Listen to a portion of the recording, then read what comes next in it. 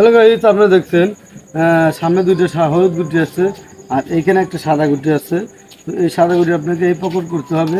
তো সামনে কিন্তু হলুদ যে রাস্তা দিয়ে গুটি যাবে সেই রাস্তায় কিন্তু বাধা। তো সেক্ষেত্রে এখন আপনি বিকল্প মার কী দিবেন, এই সাদা গুটি আপনি কীভাবে ওই পকট করবেন। তো একটা রাস্তা আছে, এই সাদা গুটি আপনি এই হলুদ গুটি উপরে সাইডে লাগিয়ে পাশটা দিয়ে ওই গুটিটা পকট করতে পারবেন।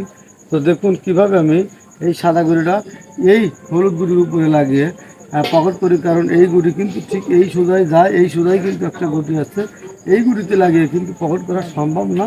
তবে এই সাদা গুটি এই গুটিতে উপরের সাইডে লাগিয়ে পাশটা দিয়ে পকেট করা সম্ভব। তো দেখুন কীভাবে আমি এই সাদা গুটি সুন্দর একটা মাছ দিয়ে এই হলুদ গুটির উপরে লাগিয়ে পকেট করি।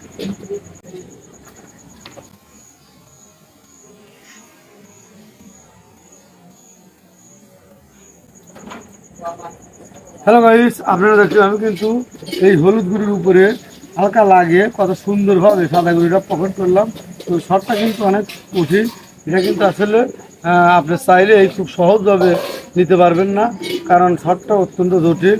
কারণ সূক্ষ্মভাবে সামান্য পরিমাণ এই হলুদ গুঁড়ির সাইডে লাগিয়ে মানে গুঁড়িটা পকেট করা, কারণ গুঁড়ি পাকা আছে, এই গুঁড়িতে লাগার কারণে এই গুঁড়িটা কিন্তু সোজা হয়ে পকেটে চলে যাবে। তো যাই হোক, এইরকম হাজার হাজার মাছ আমার চ্যানেলে আছে, তাহলে দেখে আসতে পারেন। আর যদি নিত্য নতুন মাছ শিখতে চান তাহলে অবশ্যই বেল বাটনটি অন করে রাখবেন। ভালো থাকুন, সুস্থ থাকুন।